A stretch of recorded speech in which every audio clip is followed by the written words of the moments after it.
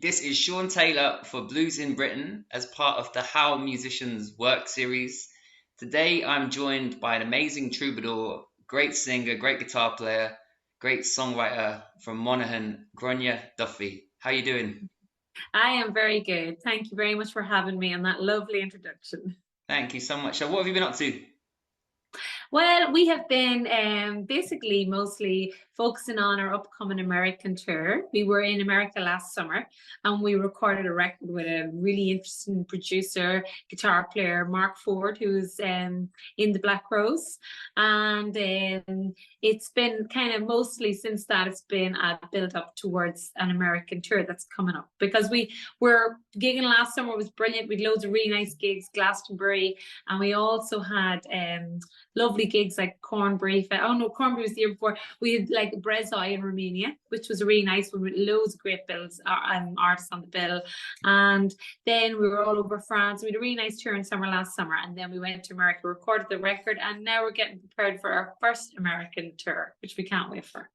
That sounds great. And I've been working my way through your records the last week or so, and really great, real great Ah, variety of songs. And yeah. I just wanted to go back on some of the records. I wanted to start off with the Where I Belong record because that's you put out quite a lot of records, but I wanted to ask about that one because it's very acoustic, very country sounding. Kind of has a late Yeah. '60s, early '70s feel, which I love that period. It's a really Yeah. great record. It's real. Could you Thank talk you. about that That record? Yeah, and that's a funny one where I belong because we're such a touring band and we play a lot and we kind of play a lot of the blues festivals. And as you pointed out, we got booked lots of times in the past to do the end of festivals. And then that means that we're kind of having to be the energetic, pumping it kind of band. So that record, Where I Belong, was really more a connection with. I would have grown up listening to a lot of country and I loved people like Chris Christopherson. And then I also loved Linda Ronstadt and kind of, and Bob Dylan's more acoustic side. So I kind of brought those influences to that record. And we were kind of, it was actually a similar time to when just as we went to America to record that with another great producer called Justin Stanley, who had done work with Eric Clapton, and he's married to Nika Costa, the singer. And what happened was we kind of at the same time we were in America, didn't Chris Stapleton's record come out, and it was like that really good Traveler record. And I remember being like, this is the sound that I would love to create on this record, which was what he coined. It became coined as kind of I think blues country or blues soul or something. And I was like, yeah, that's kind of feels like what we are doing here.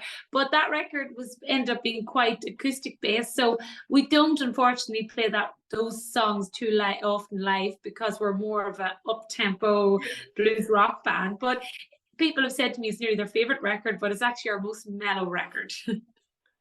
I'm going to ask you now about that record now for an hour and a half. No, I'm joking. Um, I'm not, but I did really love that record. I was traveling across Europe listening to the record, and Don't You Want to Know? I really love that. It's really cool, and it's you Ah, talked thank about you. sometimes the Mm, road being tough. Is that basically being a musician? exactly. Exactly. It kind of was the idea. I remember I still do, but I remember listening a lot to Sheryl Crow's Tuesday Night Music Club.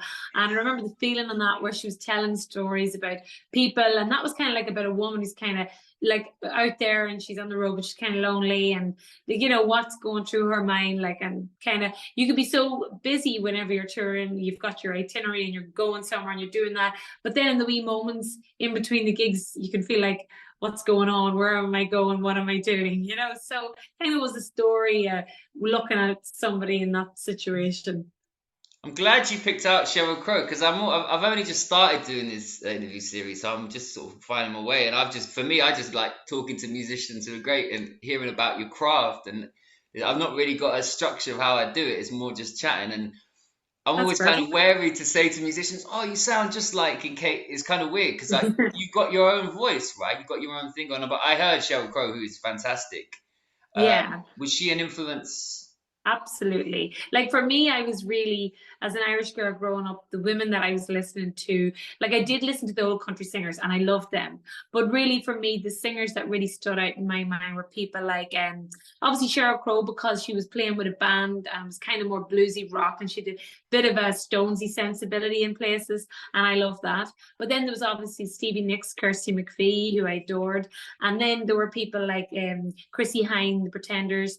I was really, they were the kind of the foundation of the women that I was listening to. And Sheryl Crow was definitely in there for her lyrics and for like the fact that she wrote an awful lot of her own songs, because I love Bonnie Raitt too. But then I love the way Sheryl Crow was writing her own material, and I was taking big influence from that as well.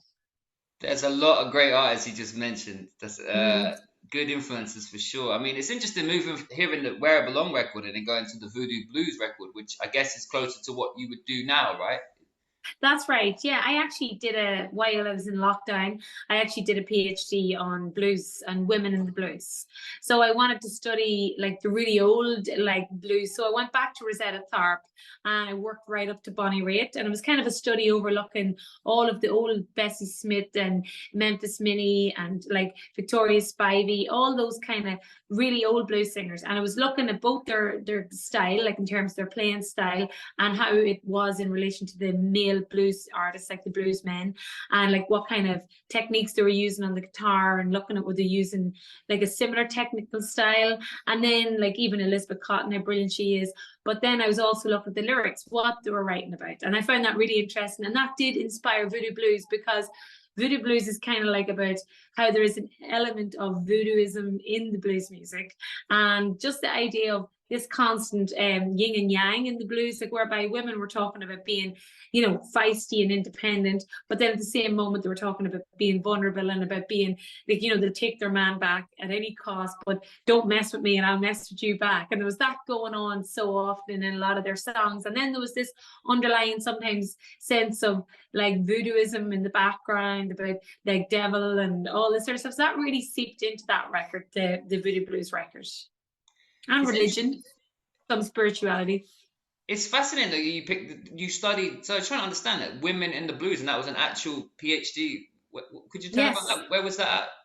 That was in like a local university from here. Like it's actually an institute, a Dundalk Institute. And yeah, I was really lucky because it brought in a new type of PhD whereby it can be 50-50, like 50% studied, like a research thesis, Good. and the research I did, and then 50% performance. So then I had to do performance lecture recitals, and one of them was performing in the Rosetta Tharpe style and discussing her vocal style and her guitar style and her use of spiritual material, the old spiritual songs. And then it was going, and then the second lecture recite was Bonnie Raitt's, discussing her Wow. slide guitar style, and I had to play songs from her repertoire and discuss why they were important. And then I had to do a final lecture recital, which was on my own material and how their influences and the blues influences are in my playing and where they come from. That is the coolest ever thing to study at university. I did a history degree, and I remember being bored out of my mind for most of it until we did soul music in the last year. I did a thesis on soul music, and I was suddenly felt alive. But that would have been a good thing. I might have turned up more. Um, Yeah. And it was brilliant because actually I was kind of, sometimes I was bogged down with the research and the reading, but it actually taught me so much. And there was times whenever I would constantly, when I was reading about the blues, I would put on blues music in the background, the really old stuff, like beyond, even earlier than Bessie Smith, like the earliest blues artists. And I learned so much, and it was seeping in unconsciously. There was all these words that started coming to mind whenever I was writing lyrics and everything. And then I realized it was because what I was reading, what I was studying, and it really did seep into my style. And I loved it. Like I did find it fascinating to study. I was very lucky to be able to do that. you tell us about. You talked a little bit then about the way you write, and I've seen a couple of Instagram things when you did a thing about talking about songwriting is, and people were responding, and like I see you've got about a million guitars behind you. Um, Mhm. could you talk about the process you use for writing? Do you have a kind of get up every day and you're like, I've got to do this, got to do that? How does it work? Could you talk about that? Yeah, it's constantly evolving. No, not constantly evolving, but I find I probably primarily think of myself more as a vocalist than a guitar player. So if I come up with a melody, like in the old days, I would have just pressed record on a tape player and tried to record it. But now it's great. Like if I've got my phone in the car and there's a hook line or a melody or even a lyric, I'll just like say it into my phone and record it. But I find generally I like to get inspired by a feel. Like if I'm in the mood for like, okay, I think I want to write an up-tempo song or a mid-tempo, or do I want to write a riff, like a complicated riff or a simple riff? And I kind of sometimes start there and see, can I put lyrics on top or a melody on top? And if that isn't working, I'll work from the melody perspective where I've got a melody, got words. And then Paul, my husband, is like, he very much co-songwrites with me. So he could be just noodling on the guitar. And I go, I want that, stop there, love that. Let's go back to that. And we build it from there. So it's usually a vocal guitar kind of combination, two of those things starting together. So you two are a lot of the songs written together? Is that a kind of? Absolutely, yeah. We've from day one. We've some of the songs I write my own, and then I would say like it's probably like 70-30. I'd say like mostly 70% we write together, and then there's probably 30% of songs that I've just write by myself. And he's a singer-songwriter, so he's got his own songs as well. I was quite curious about some of the lyrics because it's great. I mean, I really like them, and there's a kind of, I mean, you use, maybe I've imagined this, but you see they've got these nice clipped kind of rhymes. I don't know what the technical term, the meat or whatever it is they call it, but there's these nice, like a lot of really good songs, the rhymes happen when, it's obvious thing to say, but when the chords change, when the melody changes, they seem to just really fit nicely. And quite a few of the songs, there's like a real nice link between obviously the lyric and the chord changes and the melody, and you have this nice kind of is that something in terms, could we talk about writers and poetry? And because Ireland is obviously the land of saints and scholars. Well, I would take the saints bit out. But you know what? Actually, yeah, I really consciously made an effort to listen. Really, my biggest inspiration in that regard was definitely Bob Dylan. I was really obsessed with Bob Dylan. And like, if you see, I bought when I was younger the Bob Dylan lyric book, and it had nearly everything in it. And it's like, it's shredded with my handwriting all over it, because what I would do, I would try to sit down and look at the way the lyrics fell, and was there like a rhyming couplet, or was there just a tagline, and what way did the rhyming scheme work, and just even looking at the essence of what he was saying. And I love, my particular favorite thing with Bob Dylan is that he always, nearly always, mirrors his emotion through nature, through symbolism and metaphors. And I was really inspired by that. Like, I loved how often he uses nature to reflect his emotions. And like, I kind of just kept reading the lyric book to see, was there a pattern of how he was doing it? And obviously, I'm not saying I'm anywhere near Bob Dylan, and to even write one lyric like Bob Dylan, I'd be lucky. But I really, really was obsessed with listening to how he used his craft. And I think that was my greatest inspiration, because I love poetry in school, and I would have read a lot of poetry, and we studied a lot of poetry. But it was really, in terms of music and poetry, it was really Bob Dylan that I took my lead from. It's interesting. I've done this. I think it's the fourth interview, but a number of songwriters, Dylan is like the A-list songwriter that we all pick out, because he's the guy who brings together so many different things. And absolutely, I was curious about your style, because like we're talking about this blues in Britain, but there's a lot of influences. There's definitely the rock thing in there, which is great. There's the country thing.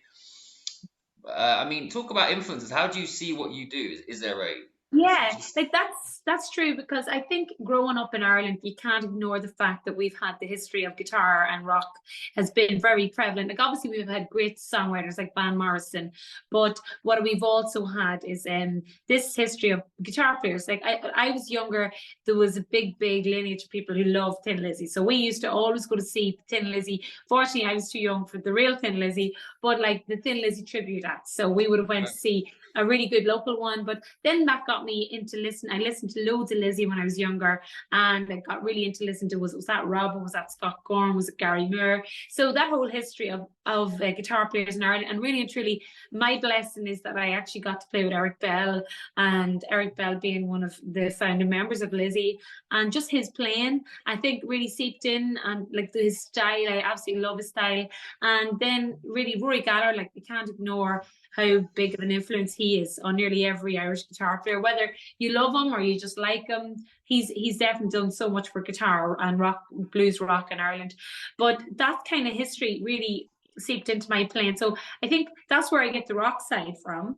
But then being Irish and that, a lot of people say to me, oh, it's very Celtic sounding, which I still don't really know what people mean when they say that, because that's, I think, something that's just in you and you can't really understand what it is when you, and I find it hard to understand what it is when people say to me it was very Celtic sound to your music. But I think it's just because it's roots based. Somewhere in there I still feel like we always incorporate either acoustic guitar or a mandolin, or there'll be something kind of roots based in there. But from studying the blues, actually a lot of the original melodies of blues artists came from either Scotland or from Ireland. So those old kind of songs that you'd hear have some lilt of an Irish melody in them somewhere. So I think that's also in there. So there's a Celtic influence, there's a blues rock influence, and then I actually was really influenced by American AOR, if you like. Well, it was kind of like the Fleetwood Mac era, the later Fleetwood Mac era, as well as I adore Peter Green, so the early Fleetwood Mac era. So all of those influences are kind of in a melting pot in there. That's really interesting. I'm really glad you mentioned Rory Gallagher because I was going to ask about him. Because whenever I play blues festivals in Ireland, there's like this influence of Rory Gallagher. Even now, it's just there. It's like he's there with everyone, and I mean, unbelievable. The best. Everyone always tells the Jimi Hendrix story that I've been told a million times about him being the best guitarist on planet Weather. But which unbelievable guitar player and singer and performer. But I remember talking. I did some work with a producer, and he was talking when he was a kid. He'd say the Rory Gallagher gigs were such a huge deal when he was touring in Ireland because he'd come to places that I think he lived in Yes. Belfast, and he said that Yeah. we'd come to places that no one would go to. I mean, what do you think it is about Rory Gallagher's music that has just had such an impact on Ireland? I think, yeah, I think with Rory, there was a real honesty. And I know lots of artists are honest and they're doing their craft, but I think Rory had nothing else. It was just music. And like, from even I know Donald, his brother, and from everything you hear about Rory and all the stories, there was a real humbleness to Rory. He was a very humble person.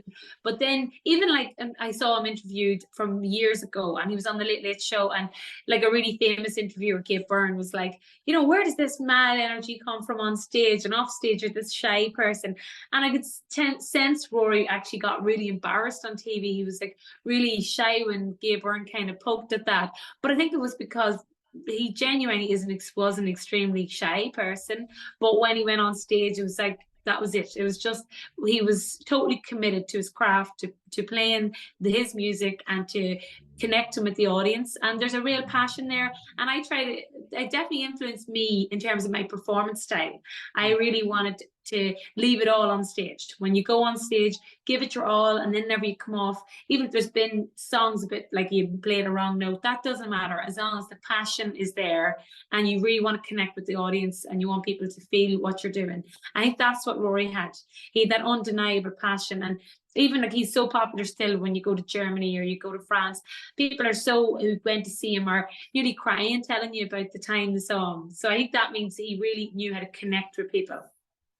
It's fascinating. And when I saw you play live, we talked about this before I pressed record. About I first saw you play live in Monaghan, your hometown, and it was the Harvest Time Blues Festival, or the Monaghan Jazz and Blues Festival, and I can't remember the year, but it was about 3 a.m, so I was slightly inebriated. But it was great, and I remember first of all thinking, how has she stayed up till 3 a.m? But maybe I can't ask you that for legal reasons. Well, I think I know how we Coffee. stayed up because we flew in from Norway that evening. We had played like a festival in Norway and we flew in and we literally went to the hotel and like got changed and went straight down to do the gig. So I think we were like still running on the previous day's adrenaline or whatever. How do you do? I mean, I talk about going on stage when it's like that, when it's going to be rowdy. How do you kind of huddle together as a band, and is it like, do you have to get kind of fired up as an army? Like, was it like an army going out to battle or something? Sometimes, and you don't always get it right. Sometimes you go out on stage and you think, right, okay, I'm going to knock them dead. We're going to go out here and we're going to give it our all and have loads of energy. And then, you learn lessons, really good lessons. I remember seeing Kev Moe. We were playing Nottingham Festival in Norway, and I remember seeing Kev Moe, and he just the guy Rival Sons, I think, had been on before him, and they were so loud and so full of energy, and the crowd was just amped up, like just riled.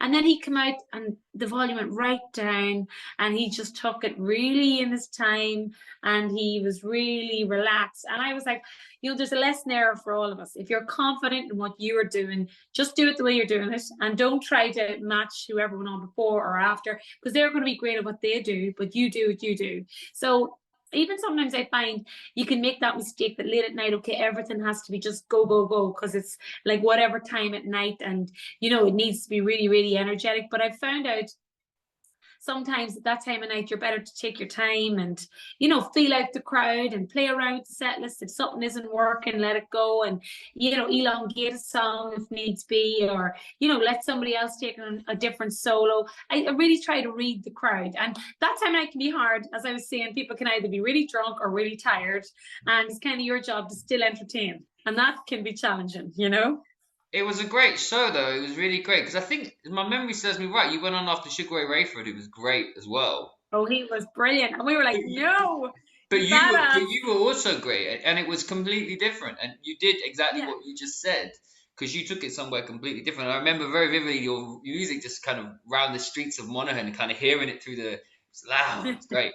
And Yeah. it was great, but it was so great because you took what you were doing and took it. You made it your own. You made the crowd your own. You made the night your own, and it was. I remember thinking that's hard to do, especially at Yeah, it such is an hard early to hour do. or late hour. Yeah.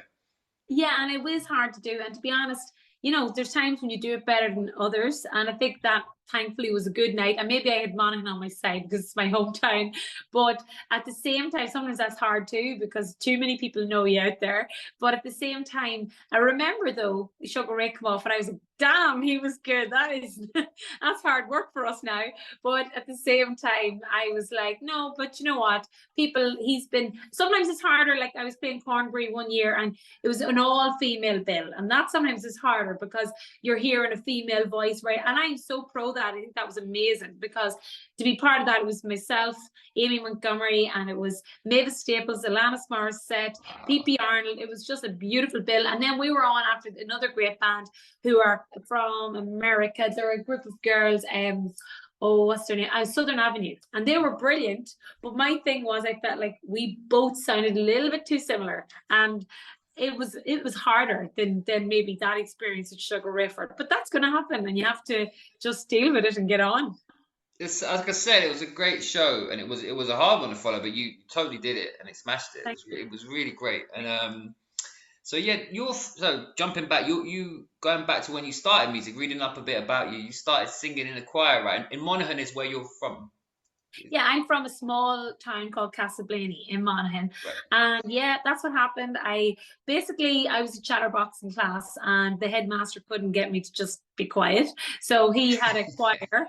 And he was like, right, Gordon, if you can't be quiet, you have to join the choir. And so every time the kids got doing something fun like art or PE, he knew I wouldn't shut up. So he would send me out to do the choir. So, but then I realized it was the best thing ever happened to me because I just fell in love with it. I fell in love with learning the melodies, and pretty soon he put me into the harmony section, and I love learning the harmonies, and then he gave me some solos to do, and that really was a brilliant thing because it was a slow build up, but it taught you about blending with other voices and learning harmony parts. And then it also I was given solo parts to do, and it was in a really sterile church setting, so it was like it really taught you how to be disciplined and deal with your nerves because it's so quiet in a church and there's people just sitting, and you go up to the pulpit to sing and everybody's just watching you, and so it kind of was a very early baptism of fire for me, and it was a good thing because it kind of gave you balls of steel, if you like, because if you can stand up there and sing in a quiet clinical church setting, you can probably sing anywhere after that. And so you started that when you were 7, and when did you get the Bob Dylan book? Oh, I probably didn't get the Bob Dylan book. Like I was kind of a late bloomer because all the way through school I just liked music, but I didn't even get a guitar until I was about 13 or 14. But I was the kind of person, I was passionate about it. I was reading Mojo cover to cover. I wanted to know everybody who played on an album. I wanted to know everybody who produced it. I wanted to know where was it made. I wanted to know the story behind it. Like I would have been able to, maybe not now, but I would have been able to tell you everything about Led Zeppelin, 1, 2, 3, 4, 5, who played played on it, who wrote or 1, 2, 3, 4, I mean, and then who played on it, whatever. But I'm not like that anymore. But that was kind of the first inspiration, was knowing all about the music. And then I got a guitar and around 13 or 14, and I started learning chords, and by God, I found it hard. I was like, is this ever going to get easy? I couldn't change the chords. I found it impossible. But luckily I stuck with it. And then I probably got into Bob Dylan, not until like really in my 20s, I got really into Bob Dylan. So I didn't get that Bob Dylan book until maybe I was 19 or 20. But I went to music college after school. So I did a degree in music. But it was a weird experience because it was all classical, and I kind of was just learning it, but I was no way classical minded. And when I wasn't at college, I was just playing guitar and singing and learning like all my pentatonic scales and learning how to improvise. And then I would just go into college and just sit there and learn about all these composers. But I knew I loved it too, but I knew it wasn't really what I was going to do. That's yeah. I mean, that's quite a development going through. So the music college you studied at, was that, you said there was classical in there as well? Or? It was all classical. Like my college was no way modern music at all. It was classical with a little bit of jazz. We only did like one jazz class, but like we were studying fugal writing, orchestration, romantic harmony, the musicology of the composers. We were basically, it was fully classical for 3 years. And that was in Ireland as well? That was in Ireland, yes. It was in a really old college where they train all the priests and everything. It was Maynooth University. Wow. I was curious about something you said earlier, which kind of ties into that, about the kind of, when people said you sound Celtic. It's something curious about Ireland. It's obviously a beautiful country, but not a huge population. Why are there so many great artists from Ireland? Why for such a nothing to do. Nothing to There's nothing to do except drink and play music. No, but I do think there is something to being a very rural country. I think in Ireland, if you don't get into football, which I was not a GA person, I wasn't sporty. So I think if you didn't get into sport, and then music was just another thing to pass your time. And like when I was younger, there was no internet. So if I went down to my room, I just put on music and sang along with it. And I didn't even learn guitar in my teenage years. So really, I was just gently strumming the odd time. But, it was something to invest your time and energy into, because there was no internet. There was no Snapchat, Instagram, Facebook. We were just kind of like, you met your friends at school and then you went home. And if you didn't play football, then you kind of just, you had to find something else to put your time into. Okay, cool. I'm sorry, I'm jumping around again. Right, sorry. Okay, I'm going to jump forward a bit. Sorry. There, right. Okay, we will cut all this up, so it'll be fine. Don't be the bloopers. No problem. Okay. Right, I'm going to jump forward a bit. That's to talk about the new album. The new album, can you tell us when it's released and a little bit about it? Yes, the new record is finished, thankfully, and it's mastered, but we are not releasing in America until like April time. So like late April, early May is the release for America. But I think it's going to be like probably a release in America first, and we're on the label over there, Blue Heart Records, and we're going to be releasing it a little bit later, probably if not summer, September time in Europe. Can I ask, because I have listened to this record, I'm letting the secrets out. Can I ask you about some of the songs on it, or is it top secret? Absolutely. Yeah? Oh, go ahead. Right, cool. Well, the first lyric of the song is, the first lyric of the album, as I understand it, is well, which is the first song of the album. And I really like this. It feels like a very optimistic message. Don't throw it all away, and kind of a real positive rock kind of anthem type thing. Is that the kind of idea with that song, or am I way off? I kind of like writing positive messages like that now, because I think post-COVID and everything, there was so much doom and gloom and so much kind of scaremongering, I felt. And I feel like people need to realize, you only live once, and there's going to always be, no matter what time we're in, whether we're in COVID time, war time, or whatever, there's always going to be challenges. But you have to kind of keep rising up, keep trying, keep pushing forward. And even if it's not in the general world sense, even just in your own life, you're going to get knocks. I remember a really good businesswoman was doing a talk once, and she was like, it's not my successes that have made me who I am. It's all my failures. So it's getting up from each failure. So I think even in life, you'll get knocks, even like in terms of music, there'll be shows you want to get, gigs you want to get, promotion or playing with people, and they might not happen or they might not work out, or a record might not do as good as you hope. But you have to just keep moving forward and building from it and moving on. That's good. And there's a similar one because with the you've got the song "Dirt Woman Blues," which Yeah. is that feels like I've written that feels like a cry for soulful hope because there's find me some love, make me feel strong, find me some hope. There's although Yeah. "Dirt Woman Blues" is that can I ask is that you? Is you the "Dirt Woman Blues"? Is that you? I think again that was inspired by all the women I'd read about. Like I feel Yeah. like that experience of being a woman and like sometimes being on your own and maybe all the challenges of having children and going through life as a woman. I feel like that's just a continuing story, whether from the 1920s right up to now, like even before that. But I mean, the early blues women were talking about the same things as we're experiencing now. So it's really just the continuity of the female experience as being like, sometimes it's hard, sometimes you have to just struggle on, and that's kind of where that came from, really.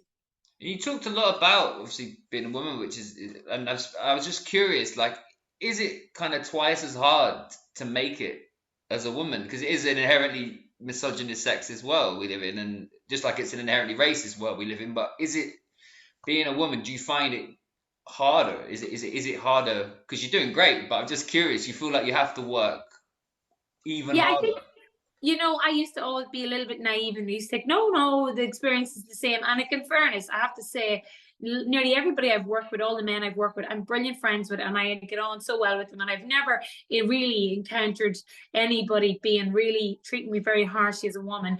But I think in the grand scale of things, when you do look at it, when I started looking backwards on it, yes, like you will generally just be two women on a big male bill of men on a festival, and sometimes we're pitted against each other whenever we're not. There's nothing for us to be pitted against each other. Like we probably would get on brilliant. And just even in terms of like myself, my experience at the moment with having young children, it's another challenge. Like I'm constantly trying to balance home life with work life and tour life with being at home. And, those are things that definitely I think it has been easier for men to go out on the road, and they're lucky enough to have their partner at home. And it's not really the case so often with women that they can go out on the road and that they've got a man at home. Like in my experience, it's different for me because my husband tours with me. So we had to get an au pair in to help us at this point of our lives. We'd get au pair in. Like, I mean, eventually I'd love to be able to take our kids with us, but I just think we probably have those extra things to think about. And women are probably judged a little bit more harshly with age as they get older. They're probably judged a little bit harder. So I do think it's harder being a woman, but we're strong. We are strong. Absolutely, and it's great. Yeah, it's very, very. I like the fact that you focused in on this blues female singers. Do you like? Oh, Coco Taylor, someone I really love. I don't know if you've Oh come yeah, across her. I do one. I don't do many covers, and the only cover I only do about two covers. One of them's an Etta James, and the other is Coco Taylor's Voodoo Blues. Oh, And right, oh, right. Voodoo Woman. Sorry, excuse me, Voodoo Blues, my own song, Voodoo Woman. And I just think there's another example of that's where that voodooism comes from. And I think she's a sassy woman, but loads of energy, kind of in the same way as the woman who Bonnie Raitt was really influenced by. I'm trying to think now. Um, she wrote she wrote so many good songs. I think her name will come back to me. But those women, they probably got even treated even more harshly from the history books. There was a lot of violence back then towards women, and yet no, they didn't overly complain. Like they might have mentioned it in a song, but then when you read about them, they were constantly working on and being like still out there. With Sippy Wallace, that's who I'm thinking of, and she was somebody who she was like so prolific, constantly writing songs, and probably had 10 children, and also was minding some other family's children. And these are just like hard ass women, and I love that about them. Yeah, it's amazing and you can hear it in the voice, and you can hear it in your voice when you sing. It's got that soulful, like, yeah, you're here and you ain't taking a step back. It's great. It's very, yeah, it moves, man. It's really cool. So right, I'm gonna have to ask a bit about guitars because you've got about a million guitars behind you. It's kind of got a spinal tap finger, and I hope you're not going to tell me off for pointing at one. Um, is guitar your main writing instrument, or do you ever move across? Yeah, how did you? Because you said earlier you were in the car, you'd be humming out melodies. Is that Talk a You bit know, about. I love playing around. This is a bass, a beautiful, really old jazz bass here. I don't know if you can see it. Like sometimes I love playing on it, and it's my father-in-law's bass. And I actually, I find the bass is a beautiful instrument because there's only a few notes, and sometimes you can. Like I've listened to a lot of people talking about this. It's better to write an instrument you don't know because then there's more possibilities. Whereas whenever you're on an instrument you do know, you tend to clutter up the space with kind of playing lots of chords and stuff, like you're filling in the space too much. And even sometimes I'm not a great piano player, I'm just like I can just play chords. Sometimes I write the odd song on the piano, like Don't You Want to Know, that was written on the piano. But at the same time, probably I go back to the guitar a lot because it's easy and it's comfortable and it's first nature. But yeah, I love actually experimenting with other instruments. Now I don't play any saxophone or brass or go down that road at all. Mostly just bass, piano, and guitar. So writing on the bass, that's I've heard a few people say that. I mean, is that? I mean, would it be a riff or notes or both? Or talk a bit about how you Um, do. I love, like for example, I watch Sheryl Crow a lot, kind of playing bass, and I took influence from that as well. But I love the way, like sometimes even just pedaling the bass. Well, for example, recently I've been really trying to pick up John McVie. I love John McVie's bass playing, and I was Love Shines, that song by Fleetwood Mac. Like I was really dissecting the part on it, and actually his part, in my opinion, is what really makes that song. It goes from being like kind of one feel, like a straight feel, into a swing feel, all because of the bass line. So sometimes I lift something like that and try to write around that idea and just say, okay, let's have the chorus in straight, or like the verse in the straight form, and then have the chorus in a something more swung, and use that idea. So sometimes it's more I come up with things like that, or I'll just be walking, doing like walking bass line, or doing wee things like that on the bass and try to sing over it. And you said that the band you work with, is it the same band now you're working with that because you and your husband obviously, but do you have is it a similar kind of setup you've always had as a four? Because when I saw you, it was a four-piece, and is that? Yeah, we kind of moved between a four-piece and a five-piece, but we've had a couple of different lineups in terms of our Irish bands, and we use like a stock of like maybe 3 or 4 drummers and 3 and 4 bass players. But then now we've recently been traveling to Europe and using kind of 2 set of bands over there. One from Portuguese guys, and they're great, and the other's Bulgarian band, and they're great as well. And then in the UK, we've some players that we use, but it's mostly always bass and drums. And then we were really lucky in the last record there. We got to, don't know if you know Gary Clark Jr., who's the American. Well, his band were actually playing on the album with us. So it was JJ Johnson, who was for a long time the drummer in Tedeschi Trucks. He was drumming on it, and then Elijah Ford on bass. So that was really nice to use those guys. But really, in terms of our own bands, it's mostly just bass and drums. And working with Sometimes, other, yeah, no, it sounds great. Working with other musicians, like, is it just something that just immediately when you're jamming with people, do you find songs happen, or do you kind of like have to let it process what's happened when you tour with someone, or do you just are you hearing things all the time when you're playing with people, or is it quite structured yeah, touring? How do you do it? I do find like there's people you'll be instinctual with and you'll just fall into a groove. Like, for example, Dale Davis is a player, bass player I use in England, and I just feel like we're sometimes quite instinctual. The way he'll want to go is the way I'm going. Or if he goes for one extra round, I was kind of thinking of going for an extra round. And that's just like a natural connection that just happens sometimes in music.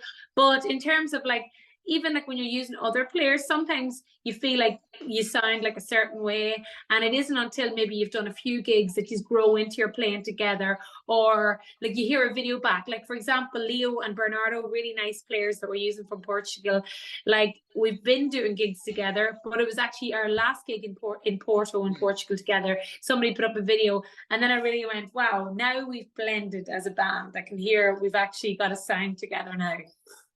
And tour with touring, I mean, it is an insane. I say it technically is an insane life, right? Touring, we both know that. And how have you always loved touring, or is it since you were like started? You were like you found your home, or Yeah, I'm definitely a live artist. I love playing live. Like probably the studio is more challenging for me, not in the sense like I really enjoy going to the studio, but I find it very mentally draining when you're in the studio recording. But I find like out in the road, there's more fun, there's more interaction, there's more talk. Now it's intense in its own right. But yeah, I've always been definitely a road dog. I love playing out in the road and playing live. But I think the way I've changed a bit in terms of the type of gigs I like doing more and more now. Like we fly in and out a lot and do weekends, do like Thursday to Sunday. Whereas I used to go out for long like runs of like 5 weeks, 6 weeks and playing all week long. And, so it's changed. But I think that's just as you get older, everything changes a wee bit. And you prefer the kind of 3 dates on and coming back rather than the... Well, for me at the moment in my life with young children, it suits me. But I think if I was older and I was less things to occupy my time, I might like going out again on longer stints. Fair enough. And do you write on the road or some? Because I've asked a few people this. Yeah, I do. I find I get really inspired. Like I think the most inspiring time with me, I feel most inspired when I'm playing. And like after a gig, I'll get a feeling of, oh, we need a song like this, or last night we moved to that place in that song. We should write a song like that, or an experience I've met somebody and a lyric will be in my head, something somebody said to me. So I find the road very inspiring for writing. And you find space to write, because we interviewed Ellis Bailey recently. She was saying that because she writes songs often about touring, but she was saying that there's so much stuff to do on the road, like practically. Yeah. How do you find space? I'm you lock with yourself in the there. room, Yeah, it actually is hard. Like sometimes I just bank things. I'll just record a wee memo on my phone and bank a lyric idea and work on it when I get home, because I find it's hard when you've got your days off and you're traveling between gigs and you might be doing an interview and then you might be meeting somebody or you might be doing a little bit of press and then you're also doing your gig and you're having to eat and you're having to get ready for the gig. That doesn't leave an awful lot of space for songwriting in there, Yeah, I absolutely hear you. I hear you. It is hard. I think songwriting is a very difficult thing, and let's come back to that you said earlier about on your Instagram. You said is songwriting this, and I think one of the things you said was difficult. Maybe I'm wrong on that. I find that. Absolutely. I don't think songwriting's easy. I think songwriting is a craft, and there's days when it'll work magically and better. And then there's other days where you just feel like, oh my God, like I'm getting nowhere. And then you can go through a period where you're kind of on a roll and your things are flowing. And then you can just go through a period where you feel like the old writer's block or whatever. But it's very changeable. And now as I get older, I just feel like I'm kind of more treating it like it's like your life. It's like a river. It'll keep flowing, but you have to just realize there's times when it's going to be high tide and there's going to be times when it's low tide, And what I spent 15 years on one song once, and I finished it when I was 21. I started it and finished it when I was 36, and that's the longest I've ever spent on a song. But what's the longest you've ever spent on a song? Well, I kind of I'm like that in terms of I might have had a chorus line that it's coming back to me and I've never got it finished. But then someday I'll just pick it up. But I think maybe a song like Don't You Wanna Know's hanging around for a long time and it was really just bit.